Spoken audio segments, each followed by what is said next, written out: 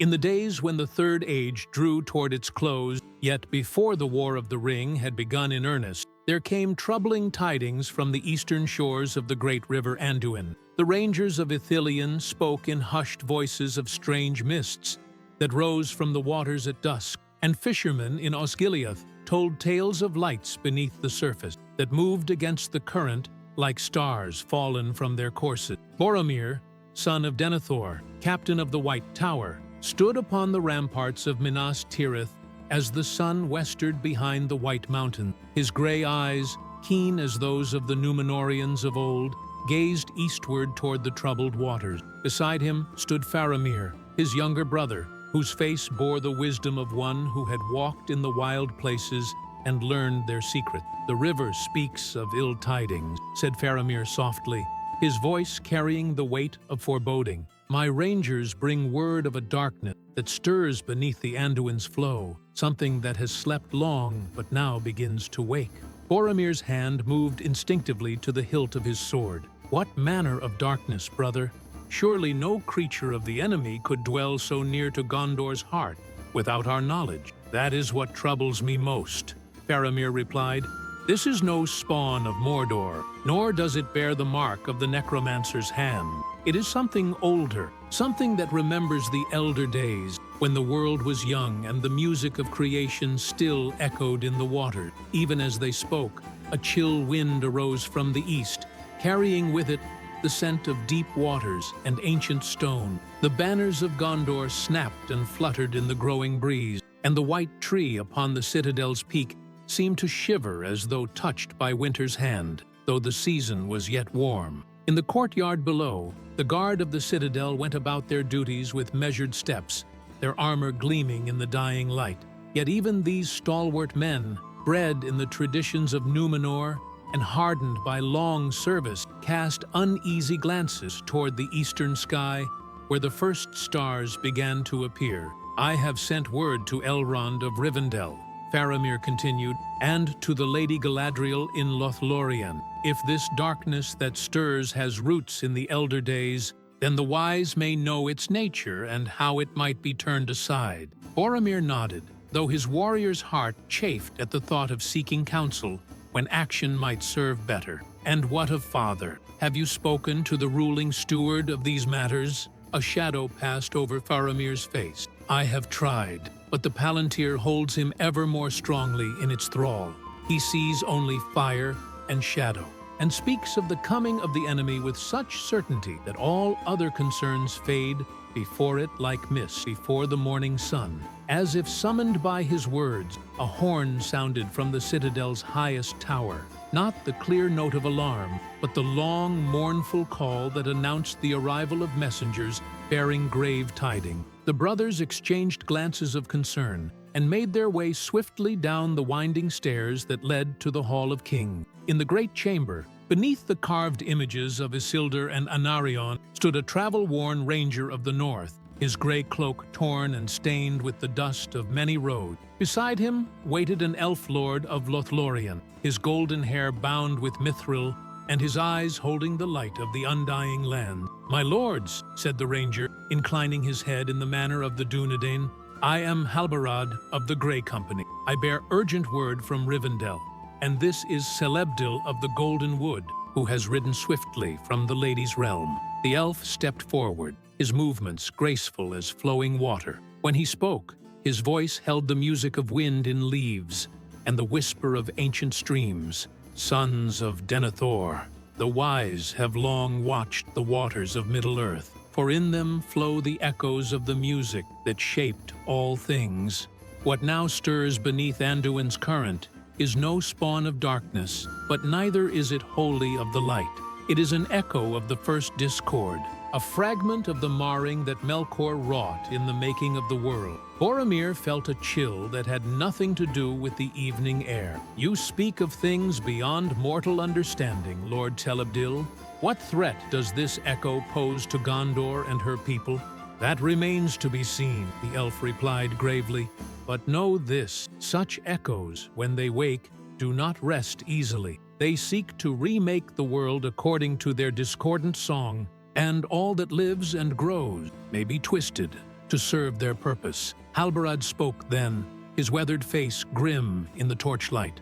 Already the effects begin to show. The river folk of the Gladden fields have fled their homes, speaking of voices in the water that call to them in their dreams. Some have answered that call and walked into the river's embrace, never to be seen again. Dawn broke gray and cheerless over Minas Tirith, as though the very sun struggled against some unseen burden. In the tower of Ecthelion, messengers came and went like shadows, bearing word to all the free peoples of Middle-earth. For Lord Elrond had called for a gathering of the wise, not in Rivendell as was customary, but in the ancient fortress of Dol Amroth, where the sea wind might carry their voices far from listening ears. Prince Imrahil of Dol Amroth, whose blood bore the memory of both Numenor and Elvish shores, had opened his halls to receive the greatest of the free people. There came Gandalf the Grey,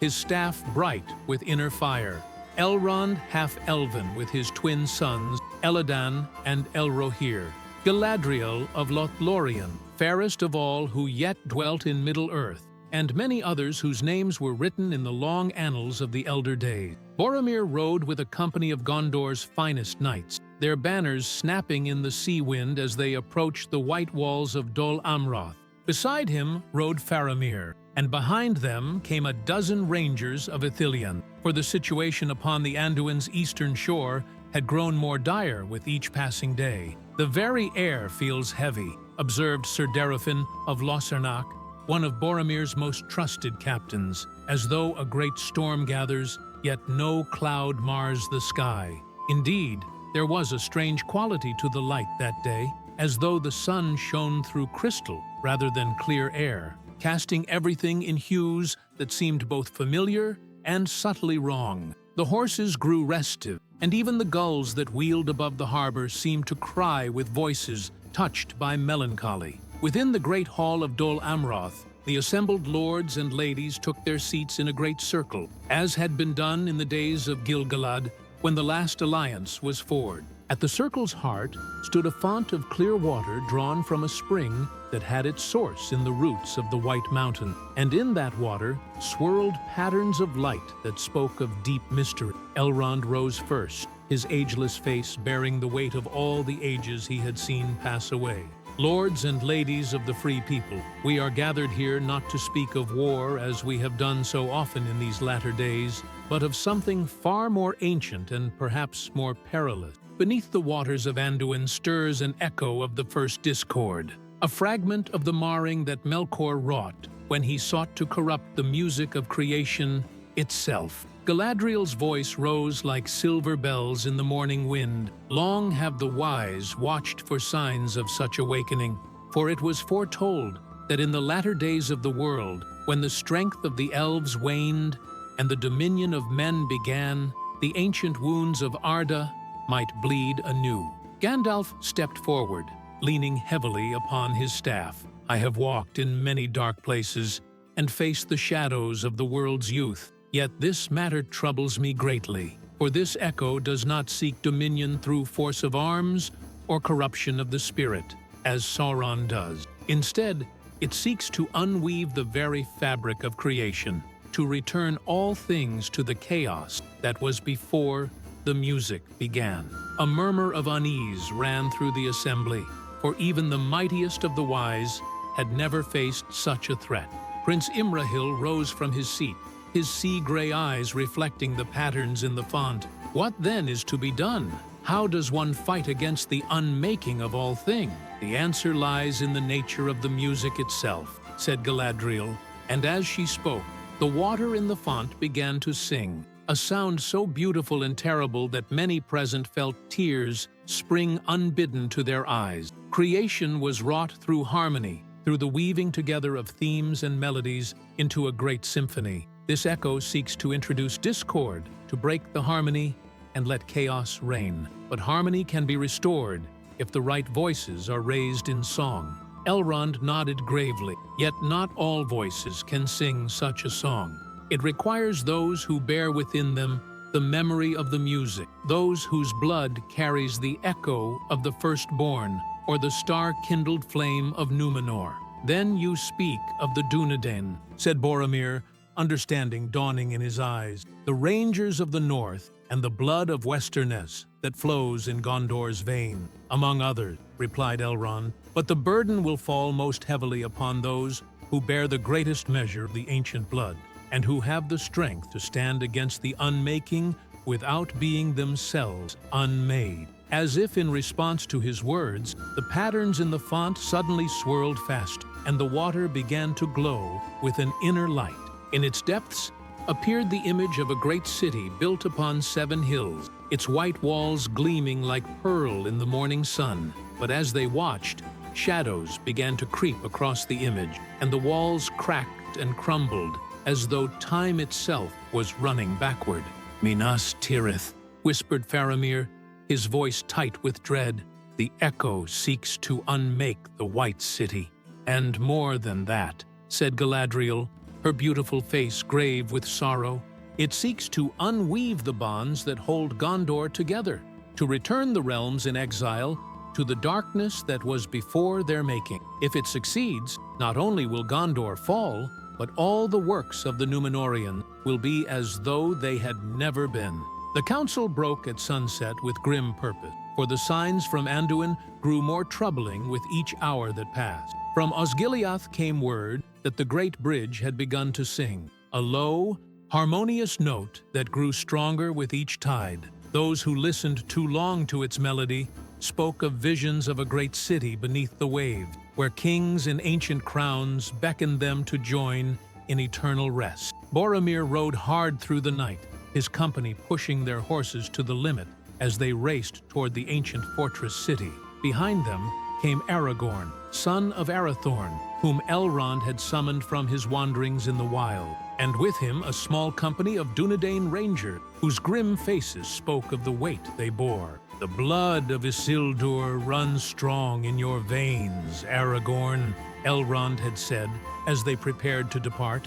Of all who live now in Middle-earth, you may be the one best suited to stand against this echo of unmaking. Yet, as they rode through the pre-dawn darkness, Aragorn's weathered face showed no confidence, only the steady determination of one who has learned that duty must be done regardless of hope or fear. Beside him rode his kinsman Halbarad, bearing the banner that had been made in the far northern realm of Fornost in the days when the Dunedain were still a numerous people. Tell me truly, kinsman, Halbarad said, as their horses' hooves rang against the stone of the ancient road. What did you see in the lady's mirror when you looked into its depths? Aragorn was silent for a long moment, his gray eyes fixed upon the eastern horizon, where the first pale light of dawn was beginning to show. I saw Gondor as it was in the days of its making, he said at last. White walls rising from green fields, harbors filled with ships bearing the tree and stars, and over all the sound of voices raised in harmony with the music of creation. But I saw also the shadow that fell across it all, a darkness that sought to silence those voices and leave only emptiness where beauty had been. And did you see victory or defeat? Neither, Aragorn replied grimly.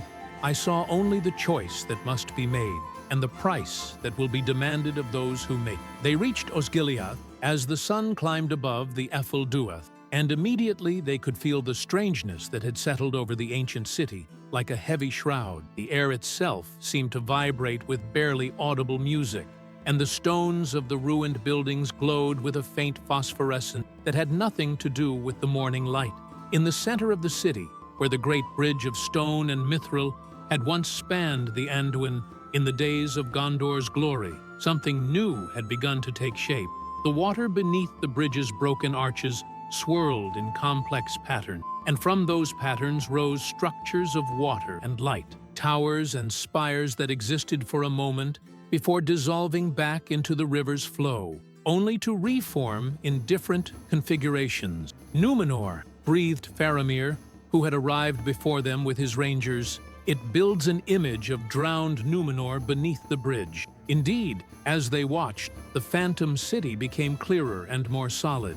They could see broad avenues paved with pearl and gold, gardens where no earthly flowers bloomed, and at the city's heart, a tower that stretched impossibly high, its peak lost in clouds that sparkled with their own inner fire. "The echo remembers," said a voice behind them, and they turned to see Gandalf approaching, his gray robes rippling in a wind that touched nothing else. "It remembers the glory that was drowned beneath the wave, and it seeks to restore what was lost. But restoration without wisdom is merely another form of destruction." "What do you mean, Mithrandir?" asked Boromir, using the Grey Wizard's elvish name as was customary among the high men of Gondor. "The kingdom beneath the waves calls to the blood of Númenor," Gandalf replied, pointing with his staff toward the Phantom City. "It offers return to the glory of the Elder Days, promises of power and dominion that once belonged to the Sea King. But such gifts come with a price. To claim them, one must abandon all that has been built since Númenor's fall and join the eternal realm beneath the waters." Even as he spoke, they could see figures moving through the Phantom City's streets, tall men and women clad in robes of sea foam and crowned with coral, their faces bearing the noble features of the Númenorian, but marked with the strange beauty of those who dwell beneath the wave. And at their head walked one whose crown blazed like captured starlight, whose eyes held all the wisdom and sorrow of the drowned realm. "Ar-Pharazôn," whispered Aragorn, recognizing the last king of Númenor, despite the ages that lay between. "But he was cast down with all his realm. How can he walk again beneath the sky?" "He does not walk beneath the sky," Gandalf said grimly. "What you see is but an echo, a memory preserved in the water itself. The true king sleeps still in the depths where Ilúvatar cast him down, but his memory has power, and that power calls to all who bear his blood." The Phantom King raised his hand, and his voice echoed across the water with the sound of deep bells and distant thunder. "Children of Númenor, why do you dwell in these latter days among the shadows of lesser glory? Come, and I will restore to you the dominion that was ours by right, the mastery of wind and wave that belonged to the star-kindled before the world grew old and gray." Some among Boromir's company took half a step toward the water before catching themselves, and the strain showed clear upon their faces. For the call of Númenor's glory was strong in the blood of Gondor's lord, and the promise of return to the Elder Days sang to something deep within their hearts. "Do not listen," Gandalf commanded, and his voice carried the authority of one of the Astari. "What he offers is not restoration, but abandonment of all that has grown and flourished since the downfall. To join the drowned realm would be to leave Middle-earth defenseless against the true darkness that gathers in the east." As night fell over Osgiliath, the Phantom City grew brighter and more substantial, its towers rising from the Anduin's depths like spears of crystallized moonlight. The very air above the water began to shimmer with otherworldly radiance, and from the city streets came the sound of voices singing, not in any tongue spoken by the living, but in the ancient language of Númenor, as it was before the shadow fell upon the island kingdom. Aragorn stood upon what remained of the bridge's northern arch, his hand resting upon the pommel of his sword, though he knew that no blade forged by mortal craft would serve against what rose from the depths. Behind him, Boromir and Faramir had drawn their men into a defensive line, though what they defended against was not clear even to themselves. "The song grows stronger," observed Halbarad, his weathered face grim in the strange light that rose from the water. "Already some of the younger rangers speak of dreams in which they walk the golden streets and feast in halls of pearl and amber. The echo seeks to gather those of Númenorian blood," Gandalf said, approaching through the ruins with his staff glowing like a star in the darkness. "Each one who answers its call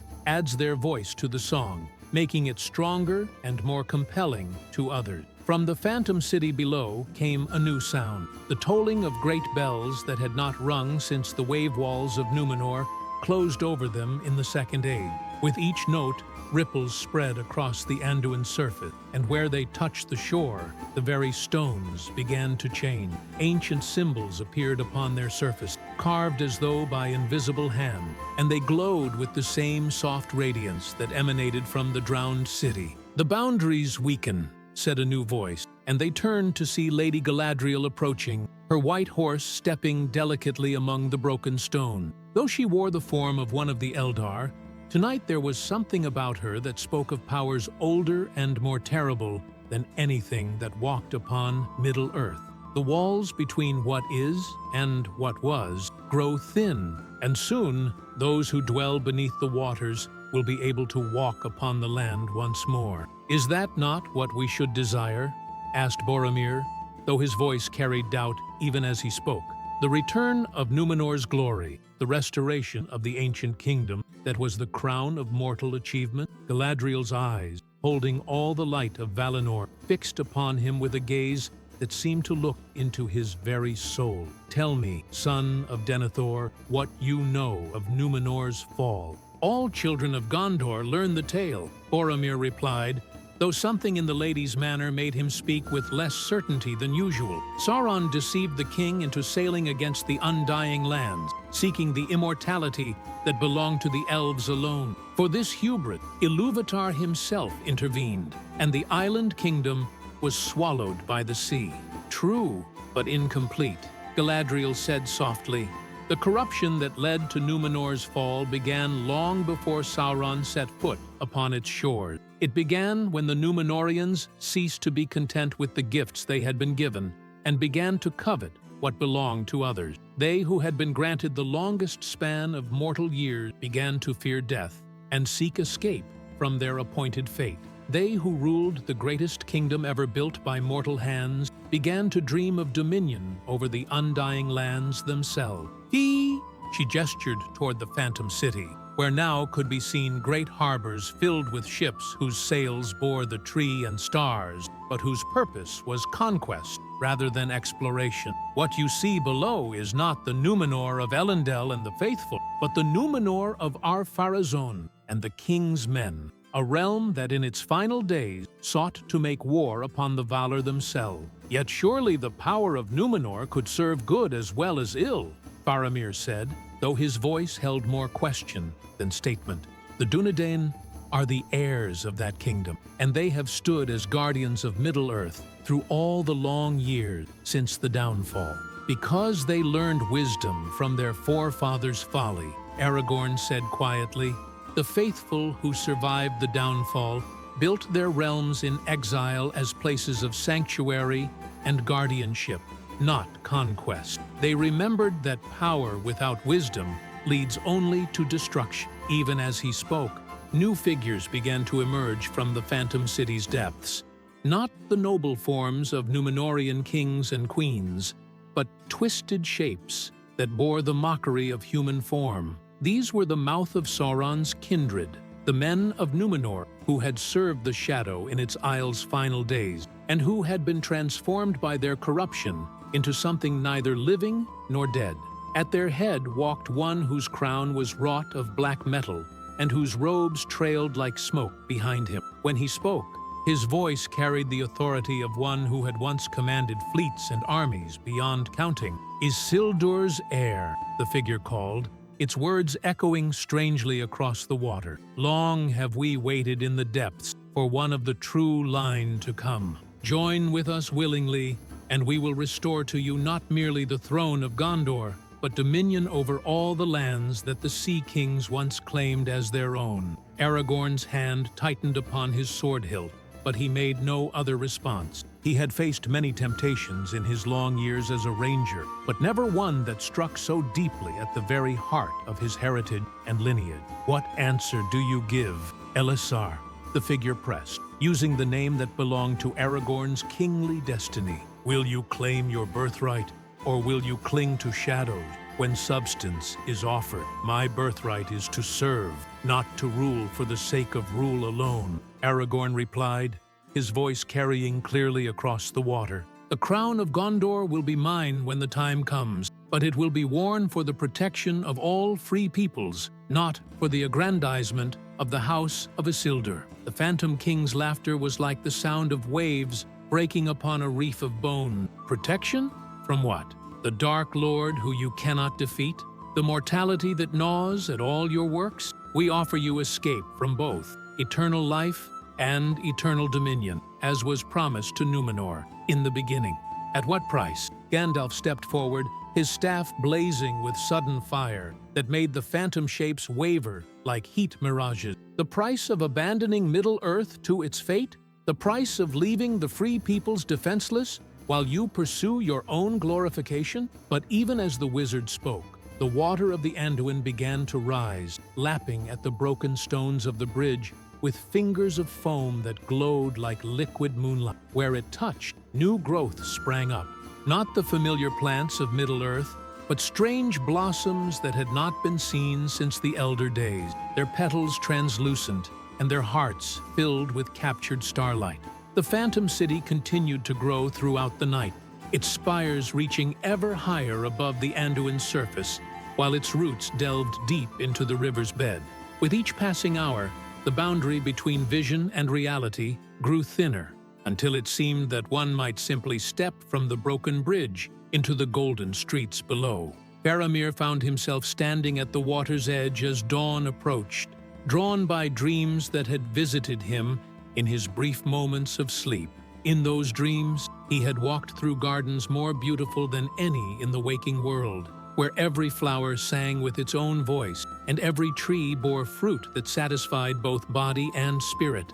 He had spoken with wise men and women who had lived through ages of the world and learned secrets that were hidden from mortal understanding. "Beautiful, is it not?" said a voice beside him, and he turned to see one of the phantom figures standing upon the water's surface as though it were solid ground. This one bore the features of a woman of Numenor, her dark hair bound with pearls and her gown woven from sea foam and starlight. "I was Zimrafel, Queen of Numenor, in its final days, though I bore another name before Sauron's corruption claimed my lord and king." Faramir recognized the name. In the tales told in Gondor, she had been called Tarmiriel, the rightful queen who had been forced to wed Ar-Pharazôn against her will, and who had perished with her island kingdom, though she bore no guilt for its downfall. "Yet you serve the same cause as those who brought about Numenor's destruction," Faramir observed, though his voice held more curiosity than accusation. "Do I?" Zimrafel smiled, and in her expression was both wisdom and terrible sadness. "I serve the cause of memory, young prince. I seek to preserve what was beautiful and noble in Numenor, lest it be forgotten in the gray twilight of these latter days. Is that not worthy?" "Memory can be preserved without abandoning the present," Faramir replied, yet his voice lacked its usual certainty. "The Dunedain carry the best of Numenor forward in their service to all free people." "The Dunedain dwindle," the Phantom Queen said gently. "With each generation, they become fewer, and their blood grows thin. Within a few hundred years, there will be none left who remember the songs of the Star-Kindled, or can work the arts that built Annúminas and Osgiliath. All that glory will pass into legend, and then into myth, and finally into silence." As she spoke, the water around her feet began to glow more brightly, and in its depths appeared images of the great works of Numenor, the seeing stones, the ships that could sail both water and wind, the towers that reached toward the stars themselves. All this beauty and knowledge would indeed be lost if the line of Elendil failed and the memory of the elder days passed from the world. Yet, if those who remember join with us, Zimrafel continued, then all can be preserved. The wisdom of ages, the beauty of the elder days, the power to shape the world according to will rather than being shaped by it.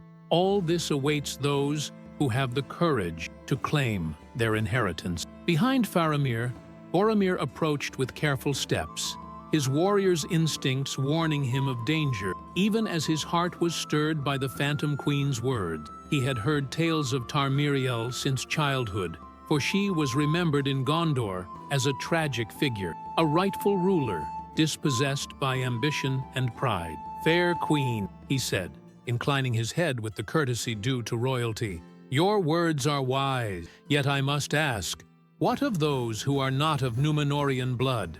If the worthy join your realm beneath the waters, what becomes of the Rohirrim, the men of Dale, all the free peoples who have no claim to the Sea King's heritage? Zimrafil's expression grew distant, as though she looked across vast spans of time and space. They will live their brief lives and pass away, as mortals always do. But their sacrifice will not be meaningless, for it will purchase the preservation of all that is highest and most noble in the world's making. Their sacrifice? Aragorn's voice cut through the morning air like a blade, for he had approached unnoticed through the ruins. You speak as though their deaths were already decided. Are they not? The Phantom Queen replied calmly. The shadow in the east gathers strength with each passing day. Sauron's armies will pour forth from Mordor like a black tide, and all the courage of mortal men will not be enough to stand against them. The kingdom of Rohan will fall beneath orc spears, Dale will burn, and even mighty Gondor will crumble beneath the weight of the Dark Lord's malice. This is the future that awaits if you cling to your present course. And you offer an alternative? I offer preservation of what matters most, Zimrafil said, extending her hand toward Aragorn with a gesture of infinite grace. The blood of Númenor, the wisdom of the elder days, the power to rebuild when the darkness has passed.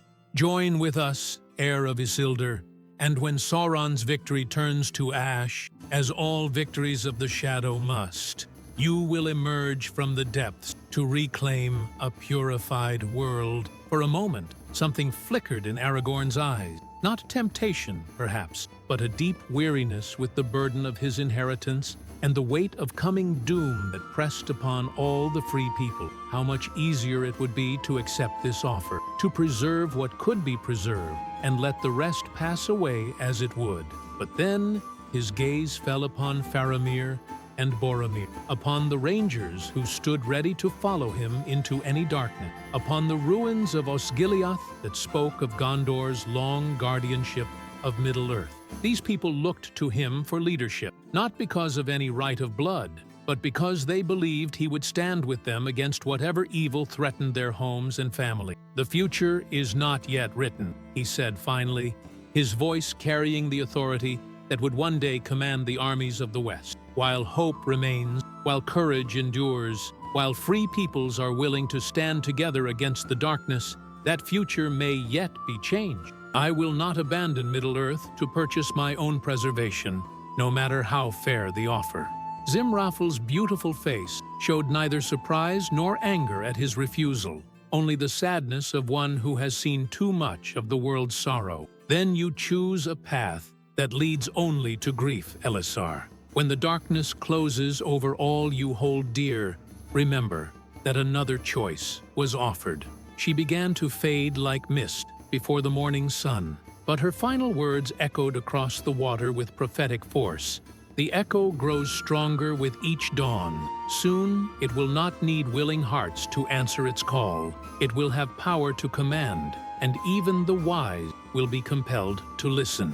3 days passed in growing unease as more refugees arrived in Osgiliath, fleeing from settlements along the Anduin, where strange dreams had begun to plague the inhabitants. The phantom city beneath the bridge grew more solid with each passing night, and by day, its influence spread outward like ripples from a stone cast into still water.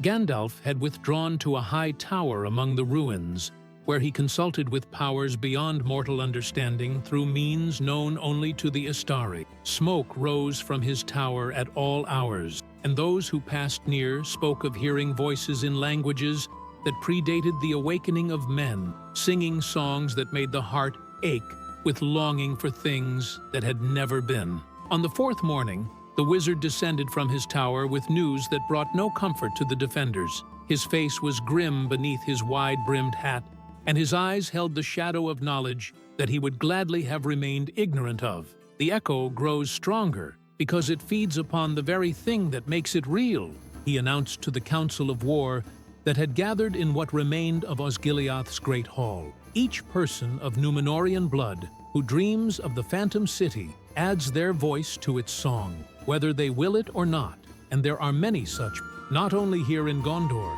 but in all the lands where the Dunedain have made their home, you speak as if we are helpless in this matter," Boromir said, his warrior's pride chafing against the implication of powerless. "Surely there must be some action we can take, some way to fight against this thing." "There is," Gandalf replied, "but the price may be higher than any of us are prepared to pay." He gestured toward the window that looked out over the Phantom City, its spires now reaching so high that they seemed to brush the clouds themselves. "The echo feeds on the blood of Númenor and the memory of its glory. To starve it of power, those who carry that blood must renounce their heritage entirely. Not merely the crown and the realm, but the very identity that makes them children of the Sea King." Silence fell over the assembly like a shroud, for what the wizard proposed was nothing less than the voluntary extinction of the line of Elendil and all who claimed descent from the faithful. It would mean not only the end of the Kingdom of Gondor as a force in the world, but the loss of all the ancient wisdom and power that had been preserved through the long ages since Númenor's fall. "There must be another way," Faramir said quietly, but his voice carried the weight of desperation.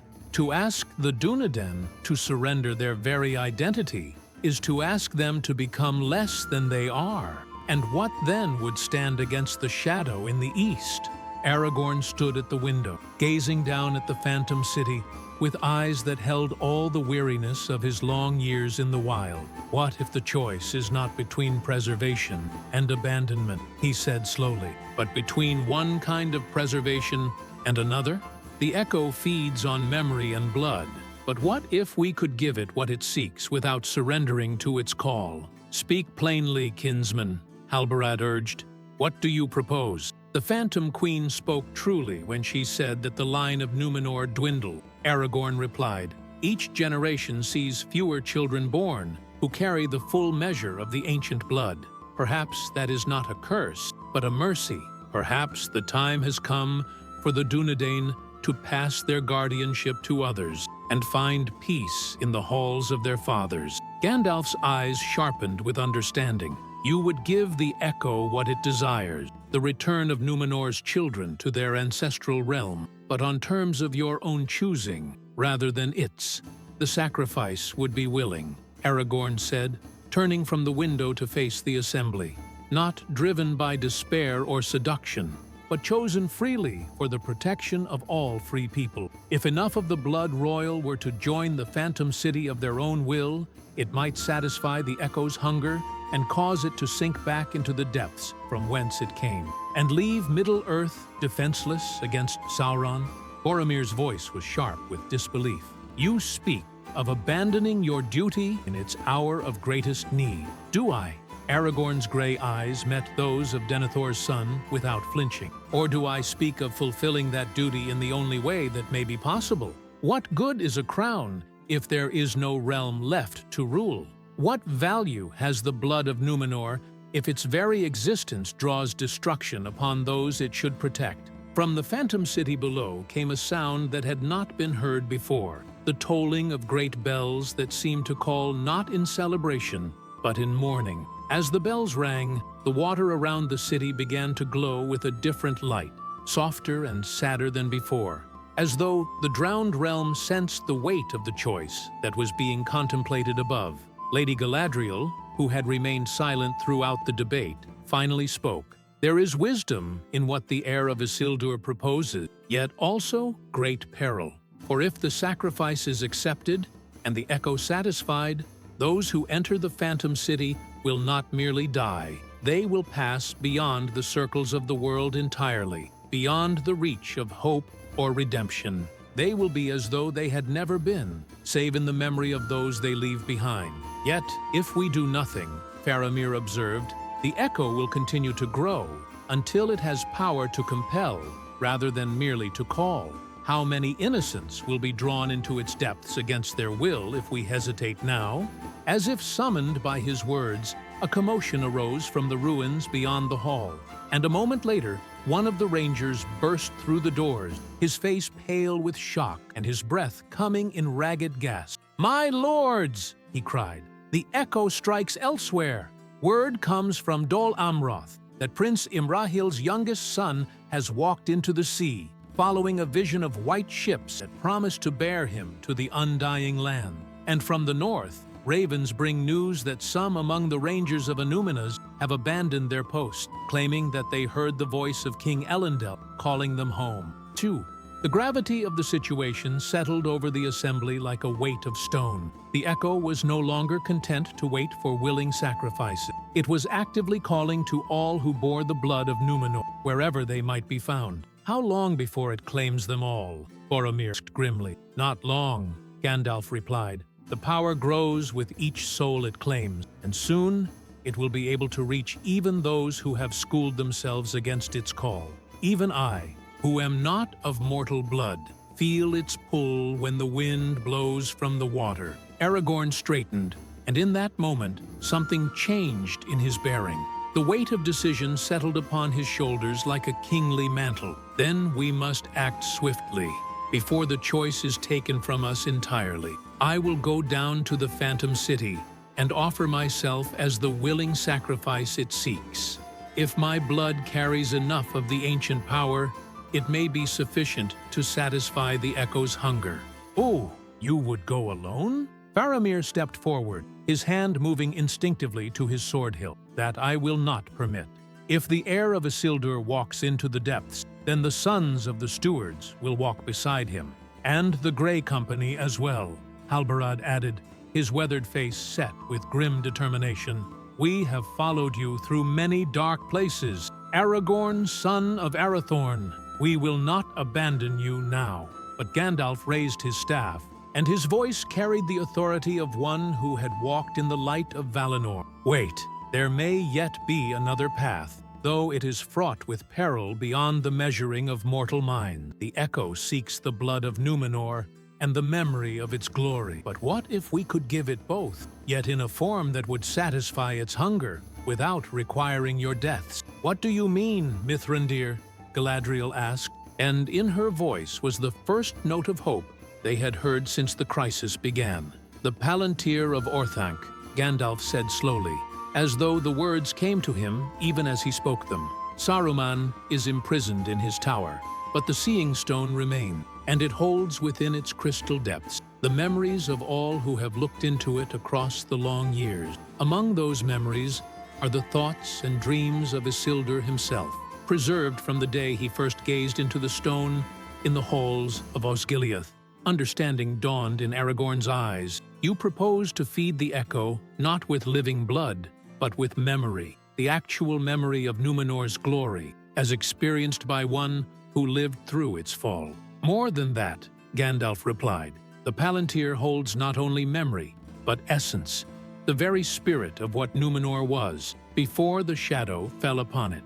If we could somehow transfer that essence to the Phantom City, it might satisfy the echo's hunger while preserving the lives of those who carry Númenórean blood in the present age. But the risk, Galadriel warned, is that in opening such a conduit to the past, we might unleash forces that were meant to remain buried. The fall of Númenor was not merely a political catastrophe, it was a sundering of the very fabric of creation. To meddle with such powers may bring about a second breaking of the world, Gandalf finished grimly. Yet, what choice do we have? If we do nothing, the echo will continue to claim victims until all the blood of Númenor has returned to the depths. If we offer ourselves as willing sacrifices, we achieve the same end by a different means. At least this way offers hope that something may be preserved. The journey to Orthanc took them through lands that seemed to echo with the Phantom City's growing influence. In Rohan, the Horse Lords spoke of strange dreams in which their ancestors rode not across the plains of Middle-earth, but over waves that sparkled like fields of grass beneath an alien sun. In the Gap of Rohan, even the stones seemed to remember the passage of Númenórean ships in ages past, when the Anduin ran different courses, and the geography of Middle-earth bore a closer resemblance to the drowned island. Saruman received them in his tower, with the courtesy of one who knew that his fate hung upon their success or failure. The once proud wizard had been humbled by his defeat, yet in his eyes still burned the keen intelligence that had made him greatest of the Astari in the days before his fall. "So you come to me for aid," he said, his voice carrying only a whisper of its former power. "How the mighty are fallen, that Gandalf the Grey must seek counsel from one he has defeated." "I seek not counsel, but cooperation," Gandalf replied evenly.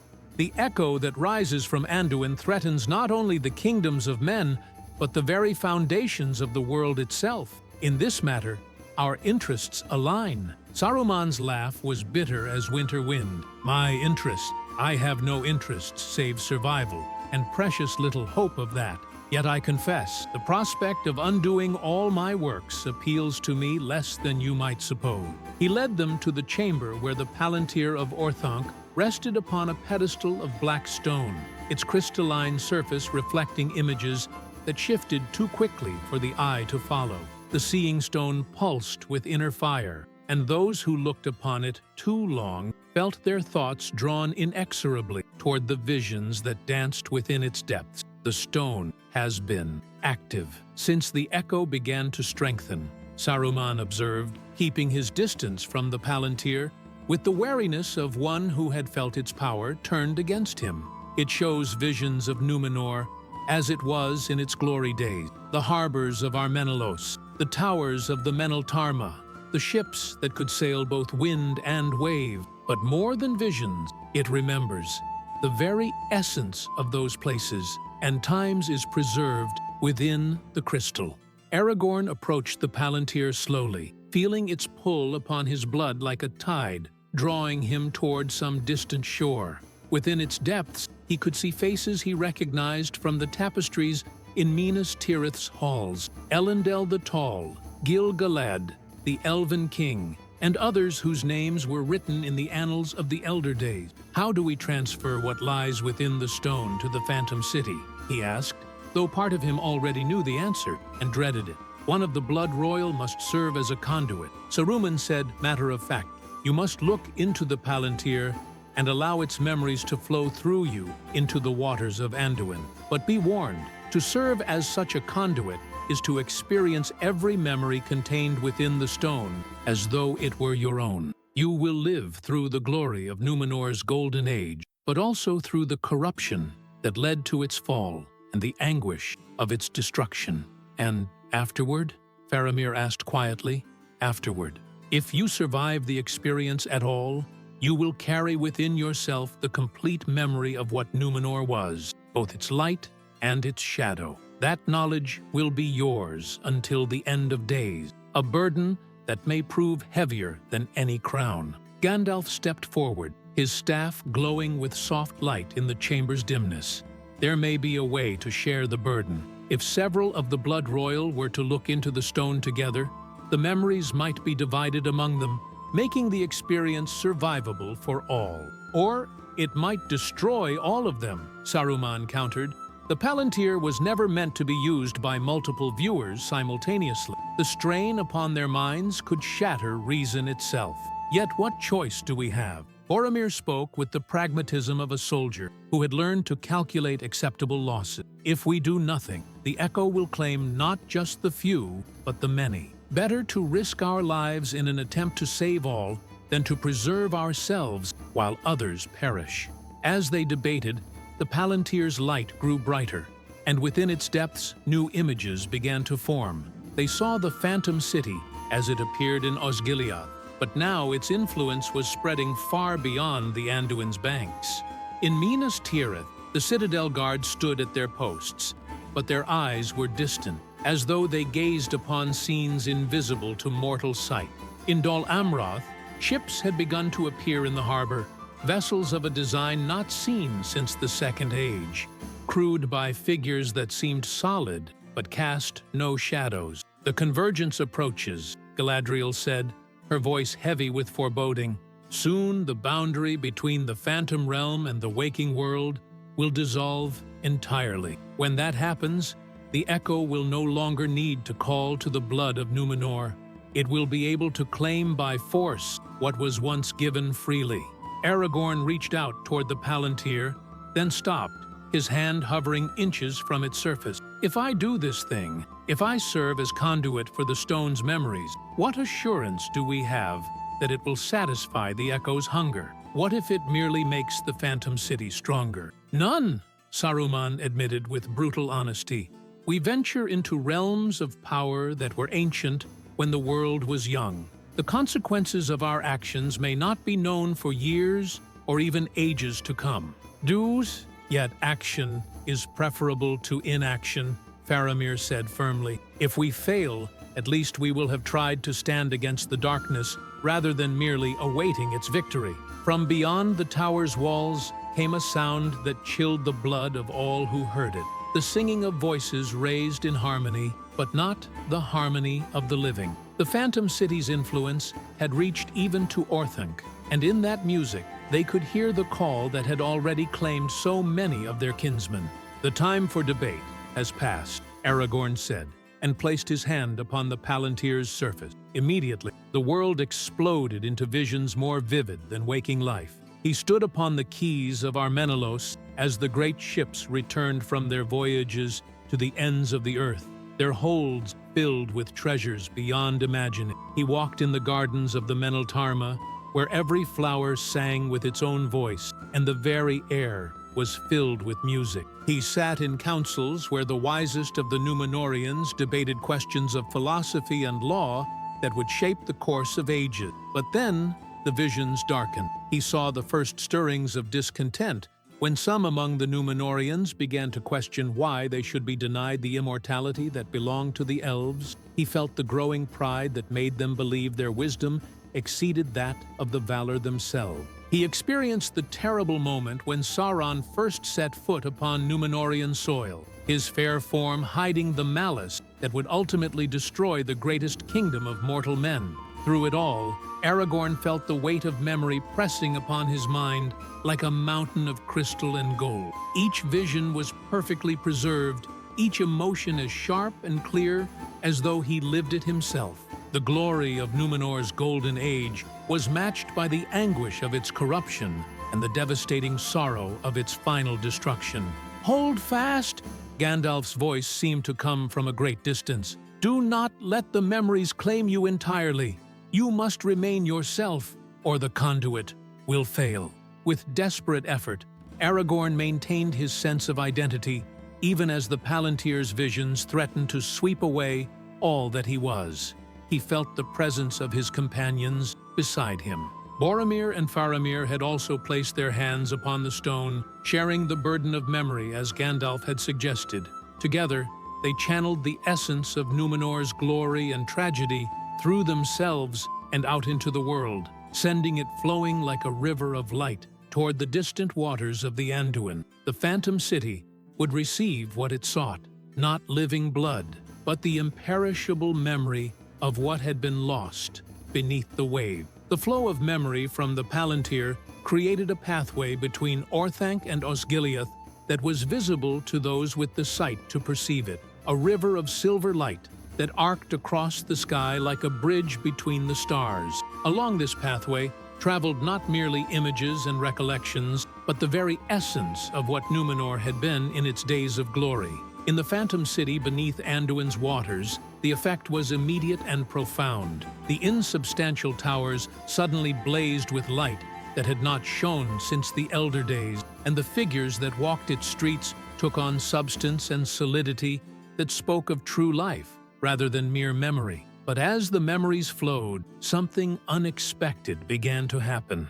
The pathway that carried Númenor's essence was not merely a conduit, but a bridge. And traffic upon a bridge may flow in both directions. Even as the Phantom City received the gift of authentic memory, it began to send back something of itself, the accumulated anguish and longing of all who had perished in Númenor's fall. Aragorn felt that anguish strike him like a physical blow, threatening to shatter his mind as surely as any weapon might shatter his body. In the memories that flowed back along the bridge, he experienced the final moment of the drowned kingdom, the terror of those who saw the great wave rising above their island home, the despair of those who knew that their pride had brought doom upon all they loved. The bridge works both ways. Galadriel's voice reached him through the chaos of sensation, though she seemed to speak from impossibly far away. The echo does not merely seek to reclaim what was lost. It seeks to share the burden of what was destroyed. Every soul that was lost when Numenor fell still cries out for justice, for someone to bear witness to their suffering. Through the link forged by the Palantir, Aragorn could sense the true nature of the echo at last. It was not malevolent, though its effects were devastating. It was the voice of an entire civilization, crying out across the ages, seeking not revenge, but recognition, some acknowledgement that their loss had meaning, that their sacrifice had not been in vain. They do not seek to destroy, he gasped, fighting to maintain his grip on consciousness as wave after wave of anguish washed over him. They seek to be remembered, to know that their civilization did not die for nothing. But even as understanding dawned, the situation grew more perilous. The bridge of memory was not stable. It fluctuated and writhed like a living thing, sometimes growing brighter, and sometimes dimming almost to invisibility. Each fluctuation sent shockwaves through both the Phantom City and the waking world, causing reality itself to ripple and bend. In Osgiliath, the effect was visible to all who stood watch by the ruins. The ancient bridge began to rebuild itself, stone by stone, but the stones that appeared were not the gray granite of Gondor's construction, but the white marble and silver inlay that had characterized Númenórean architecture in its glory days. Water flowed upward from the Anduin to form fantastic fountains and cascades that defied all natural law, while the air itself began to sing with harmonies that had not been heard since the music of creation.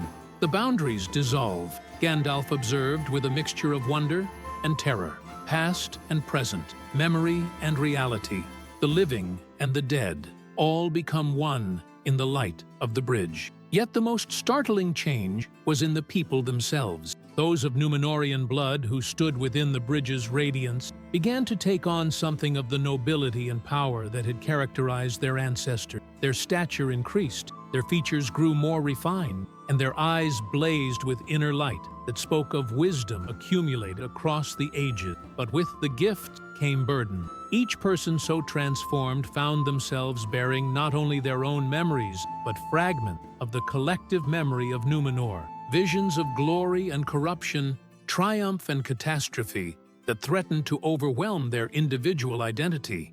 Boromir staggered under the weight of memories that were not his own, seeing himself crowned as a king of the Second Age, even as he remained aware of his true identity as a son of Gondor. Faramir experienced the wisdom of Númenórean lore masters flooding his mind, bringing understanding of arts and sciences that had been lost for millennia, but also the terrible knowledge of how that wisdom had been turned to evil purpose. "We cannot maintain this much longer," Halbarad warned, his voice strained with effort. "The bridge grows unstable. If it collapses while we are still linked to it, the backlash may destroy not only us, but everything within leagues of this place." Even as he spoke, cracks began to appear in the river of light that connected Orthanc to Osgiliath. Each crack leaked raw possibility into the world, visions of what might have been if different choices had been made, echoes of potential futures that could never now come to pass.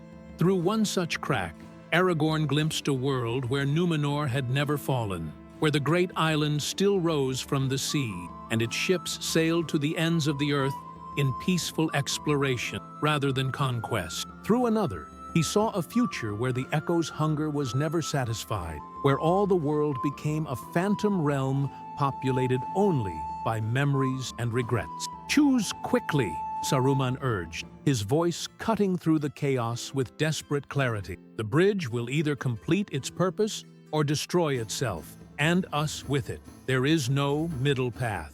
In that moment of crisis, Aragorn made a choice that would echo through all the ages that followed. Instead of trying to maintain the bridge or allow it to collapse, he opened himself fully to the flood of memory and emotion that poured along it, accepting not only the glory of Númenor, but also the full weight of its guilt and sorrow. The effect was immediate and catastrophic. The bridge of light blazed brighter than the sun itself for a single heartbeat, then shattered into 1,000 fragments that fell like stars into the waters of the Anduin. Each fragment carried with it a piece of Numenor's essence, but also a portion of the burden that had driven the echo to rise from the depths. The Phantom City did not disappear. Instead, it transformed. No longer was it the idealized vision of a perfect realm, but something more complex and truthful. Its streets showed both the marble palaces of the kings and the humble dwellings of common folk. Its harbors held both the ships of exploration and the vessels of conquest. It became, in essence, a true reflection of what Numenor had been, neither wholly good nor wholly evil, but magnificently, tragically human. And in accepting that complexity, in acknowledging both the light and shadow of their heritage, the echo found the peace it had sought for so long. The voices of the drowned fell silent at last, not in defeat, but in satisfaction. They had been remembered truly, their story told without false idealization or complete condemnation. In the aftermath of the bridge's shattering, an unnatural calm settled over the waters of the Anduin. The Phantom City still glowed beneath the surface, but its light was softer now, no longer calling to those who bore Numenorian blood, but simply existing as a testament to what had been lost and found again. Aragorn stood upon the rebuilt bridge of Osgiliath, his form still bearing traces of the transformation that had occurred during the joining. He was taller than before, his features marked with an austere nobility that spoke of ancient bloodline, but in his eyes was a weight of sorrow that had not been there before. He had accepted not only the glory of his ancestors, but also their shame, and that burden would remain with him for all his days. "The echo is satisfied," he said quietly, his voice carrying harmonics that had not been present before the transformation. "The dead of Numenor have found their peace, and the Phantom City will trouble the living no more. But the price—" He did not finish the thought, but those who stood with him understood. The memory of Numenor's fall was no longer an abstract historical event, but a personal experience, as vivid and painful as though they had lived through it themselves. They knew now, with intimate clarity, exactly how pride and fear could corrupt even the greatest of civilization. Boromir moved stiffly, his body adjusting to changes that went deeper than mere appearance. Within his mind, the strategic knowledge of Numenorian generals warred with his own hard-won experience of battle, while his heart carried the ache of losses suffered in ages before his birth. "We have saved Middle-earth from one threat," he said, his voice deeper and more resonant than it had been. "But have we not made ourselves into another? What will the people of Gondor make of lords who carry the memory of their ancestors' darkest failure?" It was Faramir who answered, his scholar's mind having found a different perspective on their transformation. "Perhaps that is exactly what they need. Rulers who understand the true cost of power, who have felt in their own hearts how noble intentions can be corrupted into tyranny. The Numenorians fell because they believed themselves above such failures. We will not make that mistake."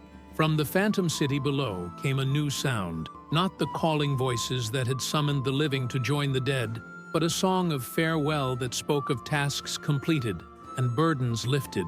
As they watched, the impossible spires began to fade, not disappearing but becoming translucent, like memories that retain their beauty while losing their power to compel.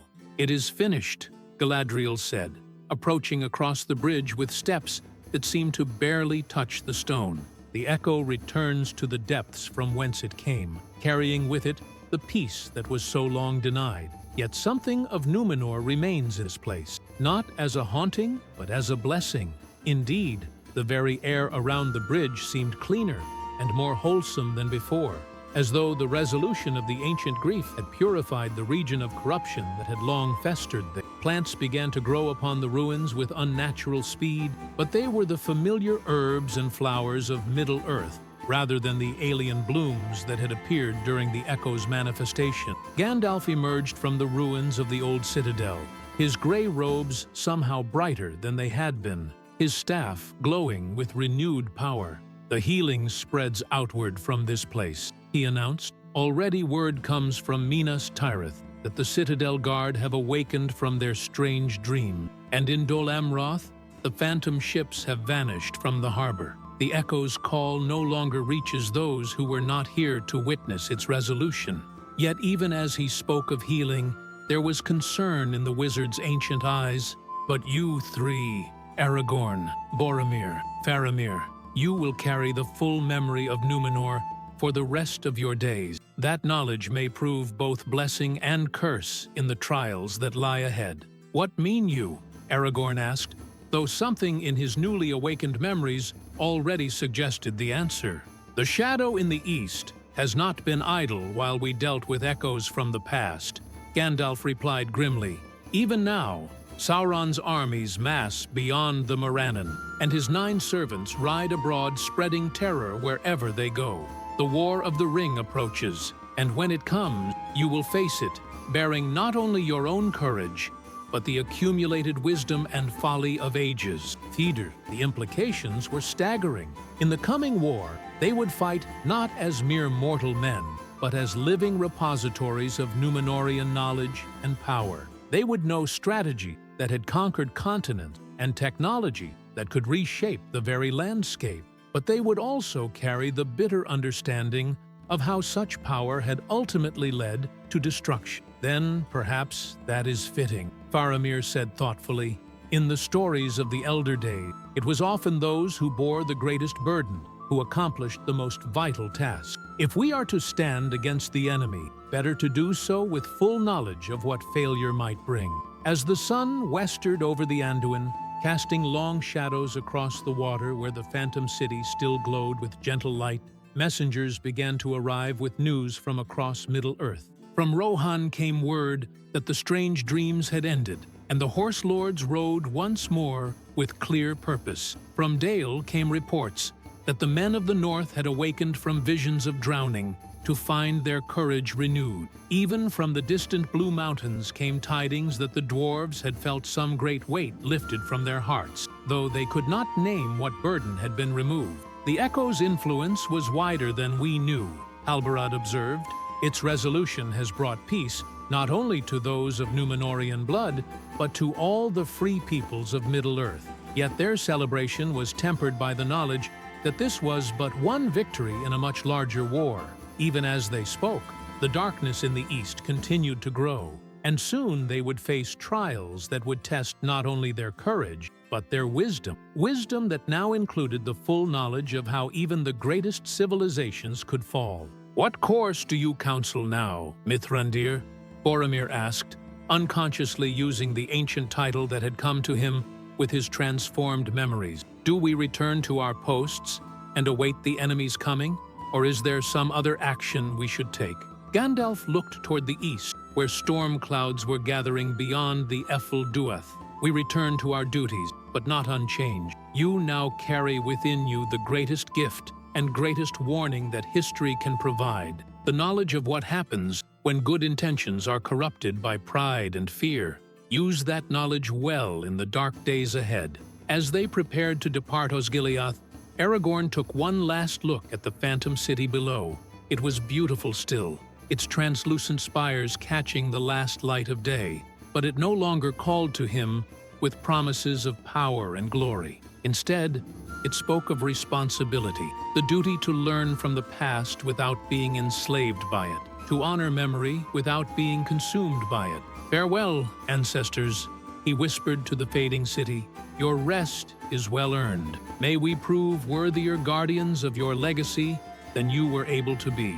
7 days passed after the resolution of the Echo before the true magnitude of the change became apparent. Aragorn, Boromir, and Faramir had returned to their respective duties, but they found themselves transformed in ways that went far beyond mere appearance or enhanced memory. In Minas Tirith, Boromir stood before the great map in the Hall of Strategy, but the tactics and deployments he now envisioned were unlike anything in Gondor's military tradition. He saw with the eyes of Númenórean admirals who had commanded fleets across the wine-dark sea and understood siegecraft that incorporated technologies lost for millennia. Yet, with that knowledge came the bitter awareness of how military might, unchecked by wisdom, had ultimately served only to hasten Númenor's doom. "You speak strangely these days, my son," Denethor observed, his piercing gaze studying Boromir's changed feature. The ruling steward seemed somehow diminished beside his transformed son,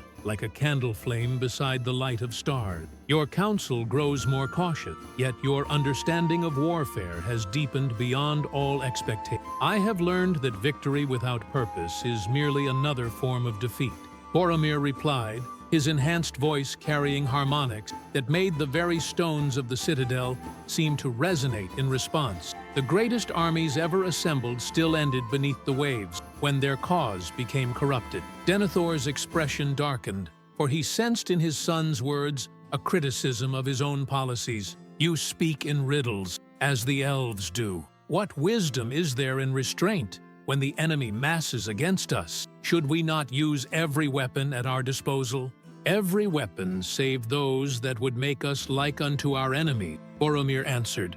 I have seen in memory what happens when the desire for victory overcomes the purpose for which victory is sought. In Ithilien, Faramir faced his own challenges as he attempted to integrate his newfound knowledge with his duties as captain of the Rangers. The forests and hills that he had known since childhood now whispered to him with voices that spoke of older, deeper connections to the land. He could sense the health of every tree, the flow of water through hidden springs, the migration patterns of birds that followed routes established before the awakening of men. Captain, one of his rangers approached with a mixture of awe and uncertainty. Your commands grow strange. You bid us protect groves that hold no strategic value and spare creatures that might feed our company. What purpose do these orders serve? Faramir paused in his study of an ancient oak, whose roots, he now knew, drew sustenance from springs that had been blessed in the elder days. All things are connected, Damrod. The health of the land affects the strength of those who dwell upon it. Númenor fell not only because of the pride of its king, but because they had forgotten their kinship with the growing things of the earth. You speak as the elves do, Damrod said, unconsciously echoing his captain's father. Perhaps because I now understand what the elves have long known, Faramir replied. Power that does not serve the greater harmony of creation becomes corruption, no matter how noble its initial purpose. But it was Aragorn who faced the greatest transformation, for upon him fell not only the memories of Númenorian glory and failure, but the full weight of what it meant to be the heir of Isildur, in an age when that legacy could no longer be borne lightly. He stood in the wild places between Rivendell and the Misty Mountains, places where he had walked for decades as a simple ranger. But now the landscape spoke to him with voices that carried the authority of ages. Every stone remembered the feet of the Eldar. Every stream recalled the laughter of children who had played beside its banks in the elder days. The land calls for a king, he said to Halbarad, who had remained constantly at his side since the transformation. Not merely someone to rule, but someone to heal the wounds that have festered since the breaking of ancient bonds. And will you answer that call, kinsman? Halbarad asked, though he already knew the answer. I must, Aragorn replied, his eyes fixed upon the southern horizon where storm clouds gathered over Mordor. But not as kings have answered it before. The crown of Gondor will not be worn for the glory of the house of Isildur, but for the healing of Middle-earth itself. Even as they spoke, Gandalf appeared among the trees, his approach silent as falling snow. The wizard's face was grave, and in his eyes was the shadow of urgent news. The time of preparation draws to a close, he announced without preamble. Word comes from many sources that Sauron prepares to move at last. His armies gather beyond the Black Gate, and his servants ride abroad seeking something or someone with desperate urgency. The ring, Aragorn said with certainty, that came from his enhanced understanding. He has discovered its location at last. Indeed, Gandalf confirmed grimly. But there is more. The resolution of the Echo has not gone unnoticed in Barad-dûr. Sauron felt the awakening of Númenorian power, and it has filled him with a rage that borders on madness. He remembers too well how the men of Westernessa brought about his first defeat. Halbarad's weathered hand moved to his sword hilt. Then we have made ourselves targets by our actions. We were always targets, Aragorn replied, but now We are targets who carry within us the knowledge of how Sauron has been defeated before and how he might be defeated again. From the shadows between the trees stepped another figure, one whose presence made even Gandalf straighten with respect. Elrond, half-elven, approached with the measured steps of one who had witnessed the rise and fall of ages, his ageless face bearing new lines of care. "Lord Elrond," Aragorn said, inclining his head with the courtesy due to one who had been as a father to him. "What brings you from the safety of Rivendell?" "Safety is an illusion in these days," Elrond replied, his voice carrying the music of wind in leaves. "I come because the time has arrived for choices that will echo through all the ages to come. The Echo's resolution has awakened more than memories of Númenor. It has stirred powers that have slept since the Elder Days, and not all of them are friendly to the cause of the Free Peoples." As if summoned by his words, a cold wind arose from the north, carrying with it scents that belonged to no earthly realm. In that wind, those with the sight could perceive shapes, tall figures clad in robes of starlight and shadow, their faces hidden beneath hoods that seemed to swallow light itself. "The Nazgûl," Gandalf breathed, his staff beginning to glow with protective fire, but changed, enhanced beyond their former power. Indeed, the 9 who approached were no longer the merely terrible wraiths they had been. The resolution of the Echo had affected them as well, awakening in their undead forms memories of what they had been before corruption claimed them. They rode not as mere servants of the Dark Lord, but as kings remembering their ancient glory and ancient grudges. Isildur's heir, Gesi, and the voice of the Witch King echoed across the wind, carrying harmonics that spoke of royal authority twisted into malice. "You who have drunk deep of Númenor's memory, do you not remember us? We who were kings when Westernessa was young, we who ruled in glory before your line was even conceived." Aragorn felt the truth of those words, like a blade thrust to the heart. In the memories he had absorbed from the Palantir, he could indeed see these 9 as they had been, proud kings of Númenorian colonies, wise rulers who had sought only the best for their people. Their fall to the shadow had been gradual, seductive, born of the same pride and fear of mortality that had ultimately doomed Númenor itself. "I remember," he said quietly, his enhanced voice carrying clearly across the distance. "I remember your glory, and I remember your fall. What would you have of me, kinsman who chose the darkness? What would we have?" The Witch King's laughter was like the sound of ice breaking in the depths of winter. "We would have you acknowledge the truth that your precious memory has revealed, that there is no difference between us save the timing of our choices. You who carry the full burden of Númenor's guilt, how can you stand in judgment of those who merely succumb to its inevitable conclusion?" The words struck home with terrible force, for there was truth in them. The memories Aragorn now carried showed him exactly how the corruption had spread through Númenor's nobility, how each small compromise with principle had led to greater ones, until even the wisest had been caught in the web of the Shadow's influence. "Because," Faramir's voice rang out suddenly, as he and Boromir emerged from concealment among the trees, "we choose to learn from that guilt, rather than be enslaved by it. The knowledge of how corruption spreads is also the knowledge of how it can be resisted." Bold words from one who has lived but a handful of decades. Another of the 9 replied, one whose voice carried the authority of ancient learning. "You speak of resistance, yet you know not the weight of centuries, the slow erosion of principle by necessity, the gradual dimming of idealism in the face of harsh reality." "We know it now," Boromir said firmly, his hand resting on the pommel of his sword, though he made no aggressive move. "The memories we carry include not only the glory, but the long decline, the slow surrender of everything noble in the pursuit of power. That knowledge is both warning and armor against the same fate." The 9 drew closer, their forms becoming more solid and terrible as they approached. But there was something different about them now, a terrible nobility that spoke of their original nature reasserting itself. making them more dangerous than they had ever been as mere wraiths. "Join with us," the Witch King commanded, his voice now carrying the full authority of one who had once been the greatest of the Númenórean king.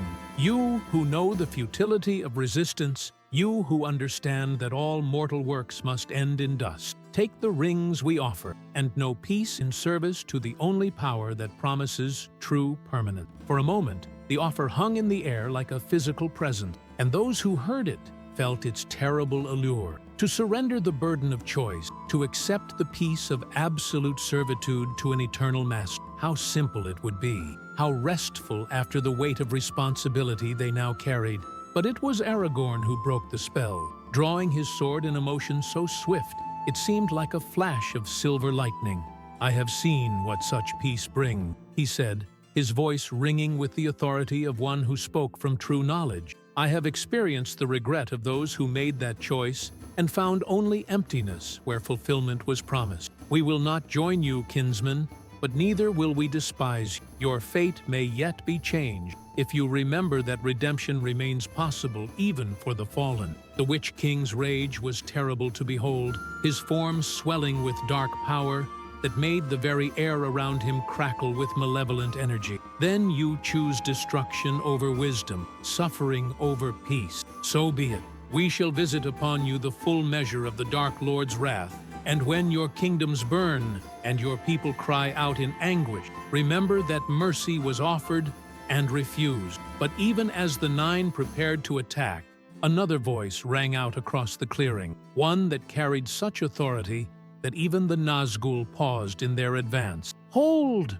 From the eastern sky came a light that had not been seen in Middle-earth for many long years, the radiance of one of the Ainur walking openly beneath the stars. Manwë himself, greatest of the Valar, descended from the heights of heaven in a form that mortal eyes could barely comprehend. "The time of the final choosing approaches," the Lord of the Winds proclaimed, his voice like thunder rolling across mountain peaks. "Let no shadow nor light presume to force that choice before its appointed hour. Return to your master, servants of the shadow, and tell him that the fate of Middle-earth will be decided not by force of arms alone, but by the choices made in the hearts of those who love freedom more than safety." The nine hesitated, caught between their master's commands and the overwhelming presence of one who had helped shape the world in its making. In that moment of uncertainty, Elrond stepped forward, his own authority, as one who had walked in Valinor, adding weight to his words. "Remember who you were," he said softly, speaking directly to the humanity that still flickered within their undead form. "Remember the oaths you swore before corruption claimed you, the people you sought to protect, the ideals you once held dear. The choice that damned you was not your last choice. Redemption remains possible for those with courage to claim it." For a moment, the Witch King's form wavered, and in his terrible features could be glimpsed the face of the king he had once been, noble, wise, dedicated to his people's welfare. But the moment passed, and the shadow reasserted its hold. "Too late," he whispered, and in his voice was such anguish that even his enemies felt pity. "Too late for all of us. The choice was made long ago, and its consequences cannot be undone." With that, the nine wheeled their fell steeds and departed, riding north toward their master's realm with speed that outran the wind itself. But they left behind them a message written in fire upon the sky, warning of war to come and of a darkness that would test every alliance and every oath sworn in defense of freedom. In the aftermath of the Nine's departure, Elrond established a hidden camp in the Trollshaws, where representatives of all the free peoples could gather without fear of detection by the enemy's servant. The location was warded by arts that reached back to the Elder Days, protected by songs of power that had been old when Gil-galad was young. Here came not only the lords of Gondor and Rohan, but emissaries from realms that had not been seen in open alliance for centuries. From the Grey Havens came Círdan, the shipwright, bearing with him the authority of those who remembered the light of the two trees. From the distant halls of Erebor came Dain Ironfoot, speaking for the dwarf lords who had hidden too long behind their mountain doors. Even from the secretive realm of Lothlorien came Celeborn the Wise, his starlit eyes holding counsel that might tip the balance of the coming war. But it was the arrival of an unexpected messenger that brought the gravest news. Through the wards of the camp came one who should not have been able to pass them. A figure clad in robes of deep blue, his face hidden beneath a hood that seemed to swallow the light of the stars themselves. "I am sent by one who may not be named," the messenger spoke, his voice carrying harmonics that hurt the ears of mortals to hear. "One who was once numbered among the wise, but who has seen deeper into the heart of this matter than any other dares to look." Gandalf stepped forward, his staff blazing with sudden fire. "Speak plainly, Herald of Shadows. What word do you bring, and from whom?" The messenger lowered his hood, revealing features that were fair beyond mortal beauty, but marked with a sorrow that had no earthly measure. Those who looked upon him felt their hearts torn between worship and terror, for here was one of the Mire, the angelic beings who served the Valar, but one whose light had been dimmed by contact with powers that should not have been touched. "I am Palando, who was once counted among the Istari," the figure said, and his words sent shockwaves through the assembly. "I was sent east with Alatar in the Second Age, and we were thought lost to the Blue Wizard's mission, but we did not perish. We delved too deep into the mysteries of creation itself, and learned truths that were not meant for any save Eru himself to know." Saruman, who had been brought under heavy guard from Orthanc, looked upon his former colleague with a mixture of recognition and dread. "Palando the Blue, whom we thought consumed by the vast of the East. What have you become in your long absence?" "I have become what all must become, who look upon the secret fire with unshielded eyes," Palando replied, his beautiful voice heavy with infinite sadness. "I have seen the true nature of the music of creation, and I know what price must be paid to preserve it from the discord that seeks to unmake all things." Elrond's face was grave with concern. "You speak of matters that should remain hidden until the end of all things. What knowledge do you claim that justifies such transgression?" Palando gestured toward the south, where the lights of Minas Tirith could be seen glimmering in the distance. "The echo you resolved was but a symptom of a greater malady. The very foundations of reality grow weak, worn thin by ages of conflict between light and shadow. Sauron's ring is not merely a tool of domination, it is a flaw in the music itself, a discord so fundamental that its continued existence threatens to unravel the very fabric of creation."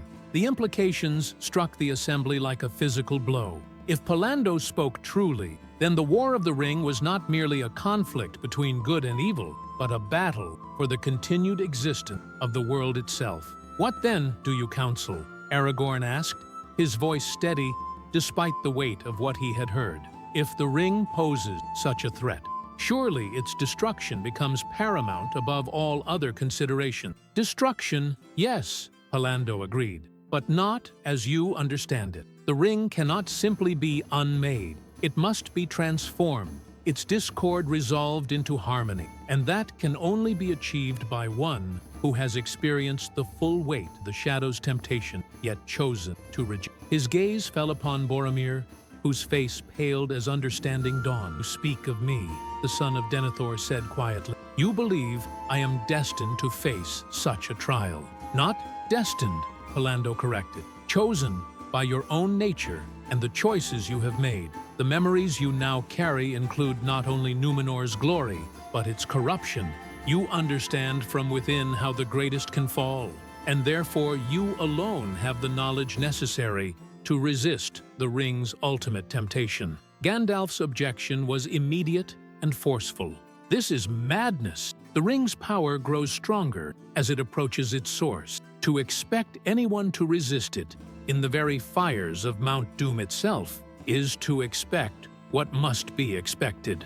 Palando interrupted, his voice carrying the authority of one who had walked in the presence of Manwë himself. "The choice has already been foreshadowed in the resolution of the Echo. Just as Aragorn accepted the full burden of Numenor's memory to save Middle-earth from the Phantom City's call, so must one of the transformed accept the full burden of the ring's temptation to save creation itself from unraveling. The debate that followed was long and heated, for what Pallando proposed went against all the wisdom that had guided the Free People's strategy thus far. To deliberately place the ring in the hands of one who might be corrupted by it seemed the height of folly. Yet the Blue Wizard's knowledge of the cosmic forces at play could not be easily dismissed. It was Faramir who finally offered a different perspective. Perhaps the question is not whether such a risk should be taken, but whether it can be minimized. If Boromir is indeed to face this trial, should he face it alone, or might the burden be shared? "You offer to stand with me?" Boromir asked, surprised by his brother's proposal. "We three share the memory of Numenor's fall," Faramir replied. "We have experienced together the full weight of how corruption spreads and how it can be resisted. If one of us must face the ring's ultimate test, then all of us should share that burden." Aragorn nodded slowly, understanding dawning in his eyes. A trinity of will, each drawing strength from the others. It has a certain symmetry. Three of the blood royal, bearing between them the complete memory of their people's greatest triumph and greatest failure. But Pallando shook his head sadly. "Noble though the offer is, the test cannot be shared. The ring's power is such that it speaks to each soul individually, finding the unique weakness that lies at the heart of every being. To face it together would only mean that all three would fall rather than one." The council continued through the night as strategy was debated and plans were made for the war that all knew was coming. But beneath all their discussion lay the terrible knowledge that victory in battle might not be enough, that the fate of all creation hung upon a single choice that one man would have to make in the fires of Mount Doom. As dawn broke over the Trollshaws, Boromir stood apart from the others, gazing eastward toward the lands where his destiny awaited. In his heart, he carried not only the memory of Numenor's glory and fall, but the growing certainty that he would be called upon to surpass even that ancient tragedy in the magnitude of the choice before him. "I will be ready," he said quietly to the rising sun. "Whatever the cost, I will be ready." But even as he spoke the word, a part of him wondered if any mortal will could prove strong enough to resist the ultimate temptation that the ring represented. The memory of Numenor's fall showed him all too clearly how even the noblest intentions could be corrupted by the promise of power. And the ring's promise would be greater than any that had ever been offered to mortal man. The war came, as all had known it would, with fire and steel, and the screaming of fell beasts across a darkened sky. The armies of Mordor poured forth from the Black Gate like a tide of malice and despair, their numbers beyond the counting of mortal mind. Yet, the Free Peoples met them with courage that blazed brighter than the darkness, and upon the Pelennor fields was fought such a battle as had not been seen since the last alliance. But even as the armies clashed in the sight of Minas Tirith's white walls, a smaller company made its way through hidden paths toward the heart of the enemy's realm. Frodo Baggins, bearer of the ring, walked with steps that grew heavier with each league, while beside him, Samwise Gamgee provided the loyal companionship that alone made the journey bearable. Behind them, following paths known only to Gandalf and the greatest of the wise, came the three who had been transformed by Numenor's memory. Aragorn, Boromir, and Faramir moved through the wasteland of Mordor like shadows given substance, their enhanced abilities allowing them to evade the patrols of orcs and fell creatures that swarmed across the desolate landscape. The ring's influence grows stronger, Boromir observed, as they made camp in a ruined watchtower that had once marked the border between Gondor and the Shadow. "I can feel it calling, not with words, but with promises that speak directly to the heart's deepest desires." Indeed, as they drew nearer to Mount Doom, the ring's power seemed to reach out like invisible tendrils, touching the minds of all who approached with visions of what could be achieved if only its power were properly wielded. To Aragorn, it showed a future where he ruled not merely Gondor, but all Middle-earth, bringing peace through strength and order through dominion. To Faramir, It whispered of wisdom that could heal all the world's wounds and knowledge that could unlock every mystery of creation. But it was upon Boromir that the ring's attention focused most intently, for in him it sensed both the greatest potential for corruption and the greatest threat to its continued existence. The memories he carried of Numenor's fall made him uniquely aware of how power could corrupt, but they also made him uniquely tempting as a target for that corruption. "You know what must be done," the ring seemed to whisper as they climbed the rocky slopes toward the Samath Naur. "You have seen how lesser men were consumed by the desire for power. How much more could you achieve with your greater wisdom and stronger will? Take me willingly, and I will make you not merely a king, but a god among mortals." The temptation was so powerful that Boromir staggered beneath its weight, only Faramir's steadying hand keeping him upright. In the memories provided by the Palantir, he could see himself crowned not merely as King of Gondor, but as Emperor of all Middle-earth, wielding power that would make even the ancient glory of Numenor seem pale by comparison. "Resist it, brother," Faramir urged, his own voice strained by the effort of fighting off the ring's influence. "Remember what we learned from the Echo, that power without wisdom is merely another form of bondage." "I remember," Boromir gasped, forcing himself to continue climbing despite the ring's increasingly urgent whispers. But the remembering grows harder with each step. "The ring knows every weakness, every secret desire that I have ever harbored." They reached the chamber of the Samath Naur to find Frodo standing at the edge of the precipice, the ring glowing like a coal of fire in his trembling hand. The hobbit's face was transformed by the artifact's influence, his normally gentle features marked with a terrible blend of ecstasy and anguish. "My precious," Frodo whispered, echoing words that had been spoken in this place before. "My own, my precious. I will not let them take you from me." Gollum crouched nearby, his eyes fixed upon the ring with an intensity that spoke of madness barely held in check. Between the hobbit and the wretched creature, the tension was so thick it seemed the very air might ignite from the pressure of their competing desires. "Frodo," Aragorn called softly, approaching with the careful movements of one who deals with a wild animal, "remember why you came here. Remember the Shire, and all who depend upon your courage." But the hobbit seemed not to hear, lost in the ring's spell as completely as Gollum had been for centuries before him. It was then that Boromir stepped forward, his enhanced understanding allowing him to perceive the true nature of what was occurring. The ring was not merely influencing Frodo, it was using him as a conduit to influence reality itself.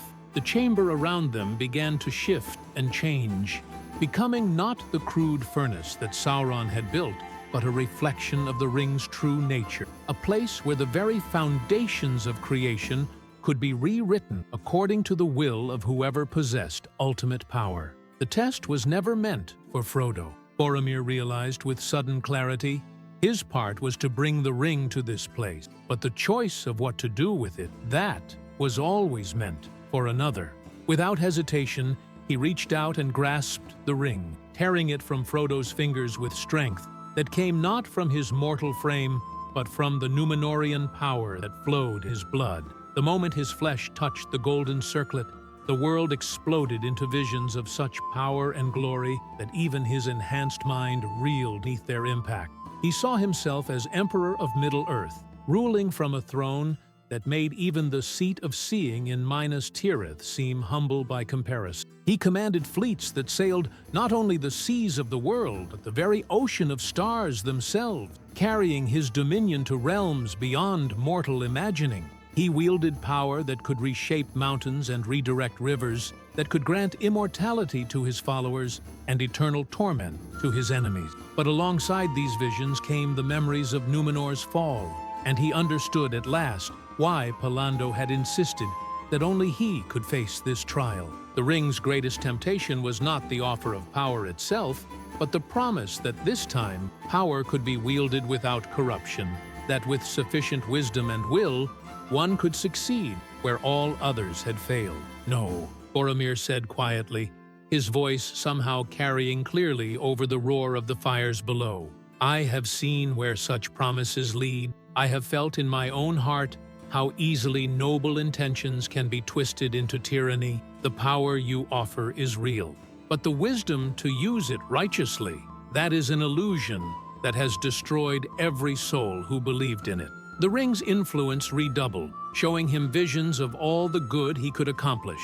Wars ended, hunger eliminated, death itself conquered through the application of sufficient power. But with each vision came the corresponding memory from Numenor's history, showing him how each such accomplishment had merely prepared the ground for greater evils. "Even if I could resist corruption," he continued, his grip on the ring tightening as he raised it toward the fires, "who could resist me? What mortal will could stand against the power you offer? I would become not a savior, but a tyrant. However benevolent my intentions might remain." But the ring had one final temptation to offer, the most seductive of all. It showed him not visions of personal glory, but images of his brothers and his father, of all the people of Gondor who looked to him for protection. It whispered that without the ring's power, the free peoples would fall before Sauron's might, that his refusal to claim ultimate power would result in the enslavement or destruction of everyone he loved. For a moment, Boromir hesitated. The vision was so vivid, so convincing, that he could almost hear the screams of dying soldiers on the Pelennor fields, could almost see the white tree burning as Minas Tirith fell to the forces of darkness. But then, Faramir's voice reached him, carrying the authority of shared memory and brotherly love. "Remember the echo, Boromir. Remember how the Phantom City offered to preserve what was precious by separating it from what was perishable. The ring offers the same false choice, power to save those you love, at the cost of becoming something they could no longer love in return."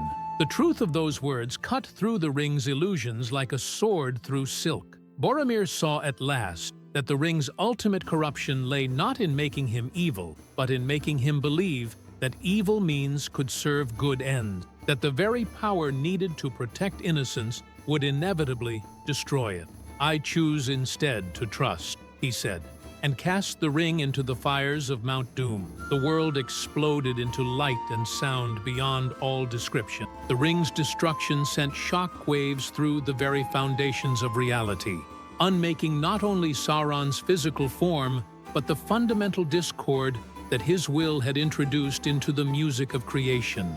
In Barad-dûr, the Dark Tower collapsed into ruin. Across Middle-earth, the shadows fled, and the light of hope blazed forth, renewed. But in the chamber of the Sammath Naur, three brothers stood transformed once again, not by the power they had claimed, but by the power they had willingly surrendered. The memory of Numenor's fall would remain with them always, but now it was balanced by the knowledge that even the greatest temptations could be overcome when wisdom and love worked together.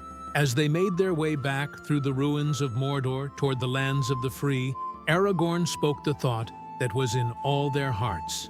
"We have proven that the line of Numenor has learned at last from its ancestors' folly. May those who come after us prove worthy of the price that was paid for their freedom." The twilight over the Anduin had ended at last, and dawn was breaking over a world renewed. Epilogue: the healing of the realm. In the years that followed the War of the Ring, the three brothers who had been transformed by Numenor's memory became the leaders that Middle-earth needed for its healing. Aragorn took the throne of Gondor not as a conqueror, but as a healer, using the ancient wisdom he carried to restore the bonds between the free people. Boromir became his greatest general, but one who understood that true victory lay not in defeating enemies, but in making them unnecessary. Faramir served as the bridge between the old world and the new, helping to preserve what was valuable from the past while building foundations for a brighter future.